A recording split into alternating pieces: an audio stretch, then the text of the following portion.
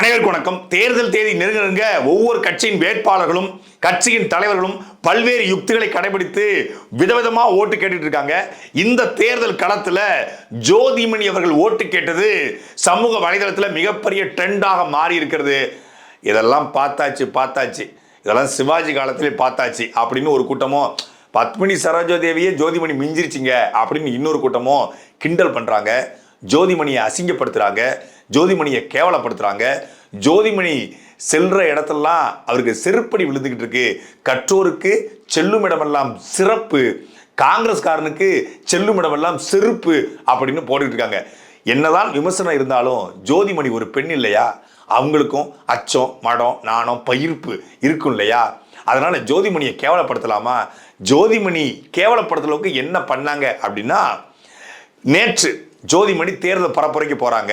ஒரு கிராமத்தில், கரூர் பாராளுமன்றத்தில் போகும்போது அவங்க மனசு உடைஞ்சி, அது எப்படி சொல்கிறேன்னே தெரில, எனக்கு அழுதுட்டாங்க. உண்மையிலேயே ஜோதிமணி அழணுமா இல்லை ஜோதிமணிக்கு ஓட்டு போடுறதுக்காக கரூர் மக்கள் அழணுமான்னா கரூர் மக்கள் தான் அழணும். ஏன்னா இப்படி ஒரு வேட்பாளரை, இப்படி ஒரு பாராளுமன்ற உறுப்பினர் தேர்ந்ததுக்கு கரூர்ல 5 வருஷமா அந்த மக்கள் அழுதுகிட்டு இருக்கான். ஆனா ஜோதிமணி இப்போ மேடையில் நின்றுக்கிட்டு ஊருக்கு ஜோதிமணிக்கு கடுமையான எதிர்ப்பு. ஜோதிமணிக்கு எந்த அளவுக்கு எதிர்ப்புன்னா, ஜோதிமணியை இந்த முறை நீங்க சீட்டு கொடுக்க கூடாதுன்னு சொல்லி கரூர் இருக்கிற காங்கிரஸ்காரர்ல கையெழுத்து போட்டு ராகுல் காந்தி அனுப்பியிருக்கான்.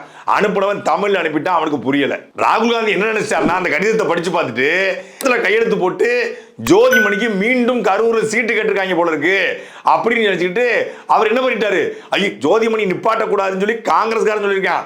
திமுக சொல்லுது, திமுக தலைவர் சொல்றாரு ஜோதிமணி கொடுக்காதீங்கப்பா, ஜோதிமணிக்கு இந்த முறை கொடுத்தீங்கன்னா கரூர்ல காங்கிரஸுக்கு ஊ அப்படின்னு சொல்லியிருக்காங்க. இருந்தாலும் இந்த கடிதத்தை பார்த்துட்டு, கடிதத்துல கரூர்ல காங்கிரஸ் சீட்டு கொடுத்தா நாங்க திருவோம் சொல்லி காங்கிரஸ்காரன் பூரா கை நாட்டு வச்சிருக்கான். இதை பார்த்த ராகுல் காந்தி சீட்டு கேட்டிருக்காங்க, சீட்டு கொடுக்கறவாங்க போல இருக்கு போய் அப்படின்னு சொல்லி அப்படியே அதை ஜோதிமணி மாற்றி விட்டுருச்சு. இந்த பச்சைக்கிளிக்கு புல்லட் வாங்கி கொடுத்து அவருக்கு ஏசி போட்டு அழகு பார்க்கவும், பச்சைக்கிளி கேட்டதெல்லாம் வாங்கி கொடுக்கவும் அப்படின்னு சொல்லி வடிவேல் படிப்பார்ல, அதே மாதிரி ஜோதிமணி அந்த கடிதத்தை மாற்றி சொல்லிருச்சான். அதனால சீட்டு மீண்டும் கொடுத்துட்டாங்க. அப்போ கரூர்ல காங்கிரஸுக்கு எதிர்ப்பு. தமிழ்நாட்டிலேயே திமுக கூட்டணியில் ஜெயிச்ச ஒரு பாராளுமன்ற உறுப்பினர் திமுகவுக்கு எதிராக, திமுக என்னை வேலை செய்ய விடாம தடுக்குது, என்னை எம்பியா செயல்பட விடல அப்படின்னு மாவட்ட ஆட்சியர் அலுவலகத்தில் திமுக அரசை எதிர்த்து உள்ளிருப்பு போராட்டம் நடத்திய ஒரே ஒரு ஆளு ஜோதிமணி. திமுக சும்மா இருக்குமா? திமுக தான் ஜெயிக்க வைக்குது. எந்த அளவுக்கு இறங்கி திமுக போன முறை ஜெயிக்க வச்சதுன்னா, கரூர்ல ஜோதிமணியை நாய் கூட மதிக்காது. அப்படி நான் சொல்லல, காங்கிரஸ்காரனே சொல்றான்.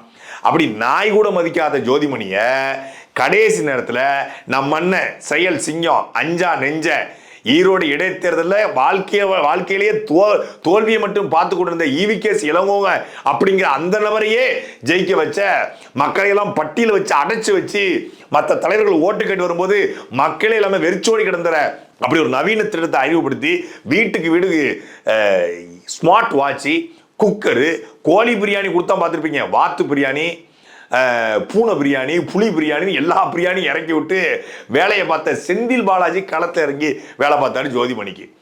போன வருஷம் கடைசி 3 நாள்ல கரூரே புரட்டி போற அளவுக்கு பண நடமாட்டம் இருந்ததுனால ஜோதிமணி மணி கொடுத்து, காசு பணம் துட்டு மணி கொடுத்து ஜெயிச்சாங்க.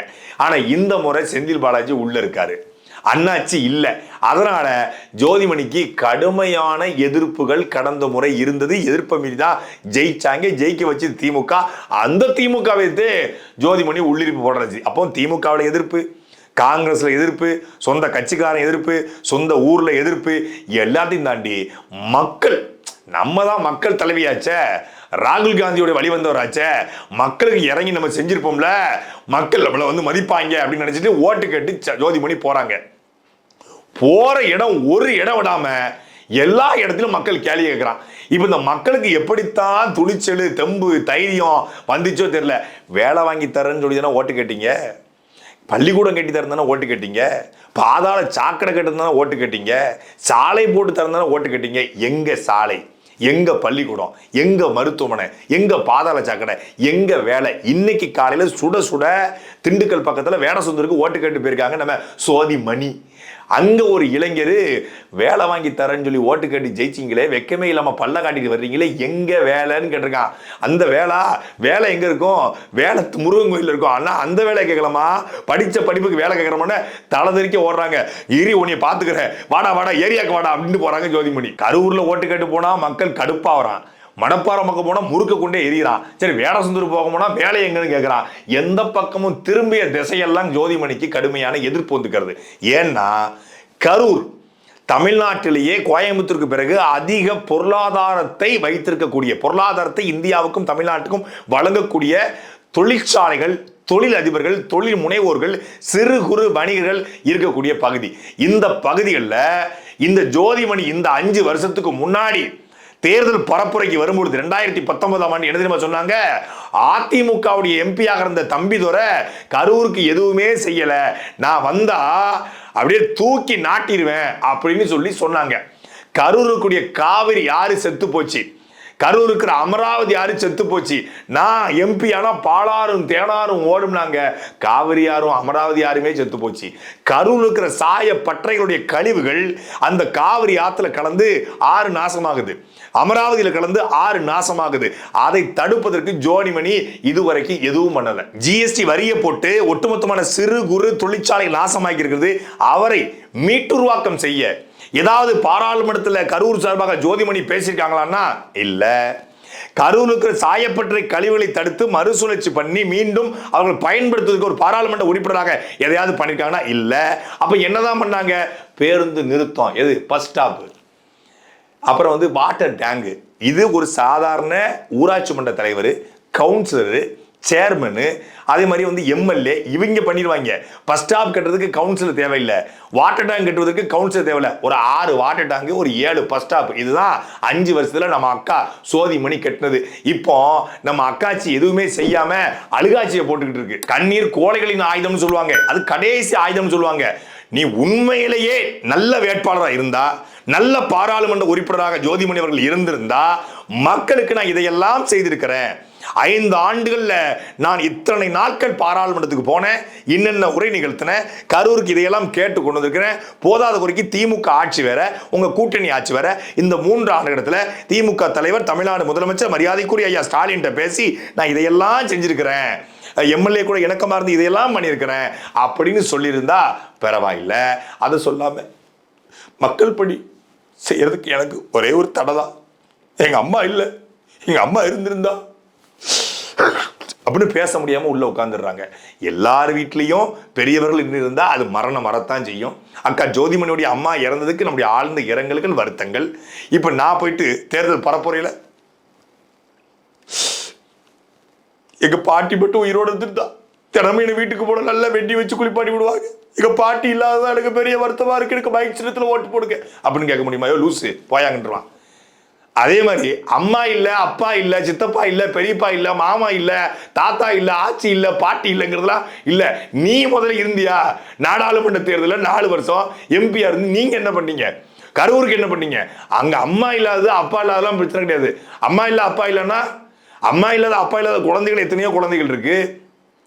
கரூர்ல இருக்கக்கூடிய மக்கள் யாரு மட்டும் இருந்துடக்கூடாது, எனக்கு அம்மா இல்ல, நீங்க தான் எனக்கு எல்லாமே, இதெல்லாம் ஒரு வேட்பாளருடைய, ஒரு எம்பியுடைய தகுதியா? முதல்ல இந்த ஒட்டுமொத்தமாக 1.5 லட்சம் மக்களை படுகொலை செய்து இன்னைக்கு அம்மா இல்லைன்னு சொல்றீங்களே மரியாதைக்குரிய அக்கா ஜோதிமணி அவர்களே, 1.5 லட்சம் மக்களை ஈழத்துல படுகொலை செய்து எத்தனை குழந்தைகள் அம்மா இல்லாம போயிட்டாங்க. உங்க அம்மா இயற்கை மரணத்தில் இறந்து போனாங்க. உங்களுடைய காங்கிரஸ் கட்சி, உங்களுடைய சோனியா காந்தி, உங்களுடைய ராகுல் காந்தி இங்கிருந்து பணம் கொடுத்து, ரேடார் கொடுத்து, ஆயுதம் கொடுத்து, இந்தியாவுடைய படையை அனுப்பி ஒட்டுமொத்தமான ஈழத் தமிழர்களையும் அழிச்சு ஒழிச்சாங்களே. எத்தனை குழந்தைகள் அம்மா இல்லாம போயிருக்கும், எத்தனை குழந்தைகள் அப்பா இல்லாம போயிருக்கும், எத்தனை மனைவிகள் கணவன் இல்லாம போயிருப்பாங்க, எத்தனை பெண்கள் விதவைகளாக இருக்காங்க. 96,000 விதவைகளுக்கான காரணம் காங்கிரஸ் கட்சி. அந்த குழந்தைகளை கொன்றுவிட்டு, அந்த ஈழத் தமிழர்களை கொன்றுவிட்டு, வெக்கமே இல்லாம அந்த கை சின்னத்துல ஓட்டு கட்டு வந்து அம்மா இல்லைன்னு சொல்றீங்களே. அம்மா இல்லாத பலாயிரக்கணக்கான குழந்தைகளை உருவாக்குவதற்கு காரணமே உங்க காங்கிரஸ் தானே, உங்க கை சின்னம் தானே, உங்க ராகுல் காந்தி தானே, உங்க சோனியா காந்தி தானே. அக்கா ஜெயிச்சு வந்த உடனே என்ன தெரியுமா பண்ணாங்க? இன்னைக்கு அழுறாங்களே, கண்ணீர் விட்டு கதறி எழுதுறாங்களே. ஜெயிச்சு வந்தோன்னு என்ன தெரியுமா பண்ணாங்க? இவரும் செந்தில் பாலாஜியும் சேர்ந்துக்கிட்டு சோடி போட்டு வந்தாங்க. எதுக்கு? கரூர் கலெக்டர் ஆஃபீஸில் போயிட்டு தமிழ்நாட்டிலேயே ஒரு சட்டமன்ற உறுப்பினரும் பாராளுமன்ற உறுப்பினரும் சேர்ந்து போய் மாவட்ட ஆட்சியர்கிட்ட மனு கொடுத்து ஆத்துமணல் கொள்ளையை ஆரம்பித்து வைத்தார்கள். எல்லாரும் ஆத்துமணல் கொள்ளையை தடுக்கிறது சட்டமன்ற உறுப்பினர் இருப்பான், ஆத்துமணல் கொள்ளையை தடுக்கிறதுக்கு பாராளுமன்ற உறுப்பினர் நினைப்பான். ஆனா கரூர்ல இருக்கக்கூடிய மாட்டு வண்டி தொழிலாளர்கள் பாதிக்கப்படுறாங்க, ஆத்து மணல் அல்லதுக்கு அனுமதி கொடுங்கன்னு சொல்லி மாவட்ட ஆட்சியர் போனாங்க. இன்னைக்கு மாட்டு வண்டிங்கிற பேர்ல 1500 2000 வண்டிகள் அமராவதி ஆத்து காவிரி ஆத்து மண்ணை அள்ளி கொண்டு போய் ஒரு இடத்துல கொட்டி அங்கிருந்து லாரியில கடத்தி கேரளா கொண்டு போறான். வெளிப்படையா லாரியில கடத்த முடியாம மாட்டு வண்டி மூலமாக கடத்தி கொண்டுக்கிறான். ஆத்து மணல் கொள்ளைக்கு காரணம் காவிரி ஆறும் அமராவதி ஆறும் செத்து போனதுக்கு காரணம் இந்த ஜோதிமணி. அந்த ஜோதிமணிக்கு என்ன இதுக்கு நாங்க ஓட்டு போடணும்னு சொல்லி மானமுள்ள கரூர் தமிழர் கேட்கிறான். என்ன பதில் சொல்ல போறீங்க ஜோதிமணி? அக்கா போய் கரூர்ல போய் உள்ளிருப்பு போராட்டம் பண்ணிச்சுல, கரூர் மாவட்ட ஆட்சியர் அலுவலகத்துல திமுகவை எதிர்த்து. மற்ற கட்சி தொண்டம் பூரா தரையில் உட்காந்துக்கிறான், அக்கா மட்டும் மெத்த விரிப்பை கொண்டு போயிருச்சு. ஏழை எளிய மக்கள், எளியவர்களின் தலைவி, சாமானியர்களின் தலைவி, சாதாரண குடும்பத்துல பிறந்தவ, நடுத்தர குடும்பத்துல பிறந்தவ, உங்கள ஒருத்தி பரமத்தியாடு பக்கத்துல பிறந்தவ அப்படின்னு ஓட்டு கேட்கிற ஜோதிமணி கரூர் மாவட்ட ஆட்சியர் உள்ளிருப்பு போட்டு நடத்தும் போது மெத்தையோட போய் உட்கார்ந்துருச்சு. எளிய தலைவி. ஆக மொத்தம் ஜோதிமணி அழுதது அவங்க அம்மாவை நினைச்சு இல்ல, வாக்காளர்கள் நினைச்சுதான். ஐயோ, ஜூன் 4ஆம் தேதி கண்ணுக்கு முன்னாடி கண்ணாடி மாதிரி தெரியுது.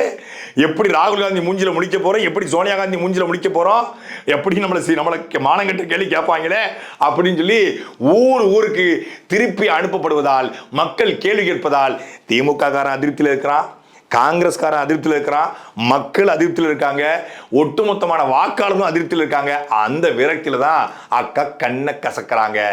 ஆனாலும் அக்காவுக்கு ஒரு குருட்டு நம்பிக்கை. கடைசி நேரத்தில் நம்மளுடைய அண்ணன், நம்ம பங்காளி செந்தில் பாலாஜி ஜெயிலுக்குள்ளேருந்து செல்போனை எடுத்து ஒரு ஃபோன் பண்ணிட மாட்டாரா? செந்தில் பாலாஜி ஜெயிலுக்குள்ள இருந்தாலும் செந்தில் பாலாஜியுடைய கண் அசைவில் வேலை பார்க்கக்கூடிய ஆயிரக்கணக்கான பேர் திமுகவில் கரூர்ல இருக்காங்க.